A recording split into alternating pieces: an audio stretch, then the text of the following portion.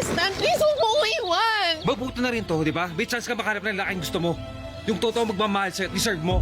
Hindi ako yun! Tristan, makinig ka sa akin. Pwede pa natin ayusin tong marriage Ano natin. nga ayusin? Walang dapat ayusin!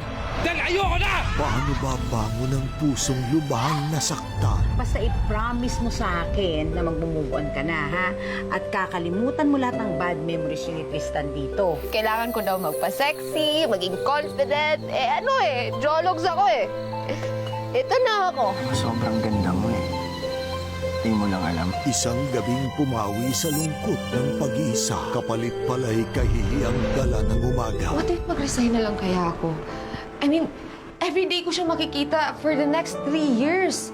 Ang awkward nun. Talagang plano mong i-give up yung karir mo just because of this one person and this one night. Niligaw mo yung guidance counselor natin?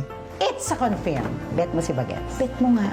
O kaya lang ayaw mong aminin. Marcos po kasi, feeling ko meron na siyang iba eh. I feel like I really need to know kung sino yung bagong babae niya. Kahihiyan man sa mata ng lipunan. Bridget, bigyan mo nga ako ng chance. Bitawan mo nga ako! Diba, gusto ko lang naman bigyan mo ako ng chance eh. Pwede kitang ligawan sa labas ng school. Miss Bridget? Are you there?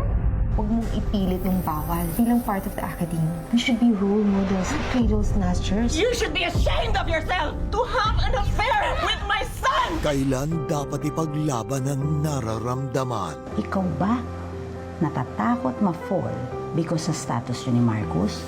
O natatakot ka dahil napasok ka na sa past relationship? Sa pagbubukas ng Stories from the Heart, Loving Miss Bridget. Catch it at these times.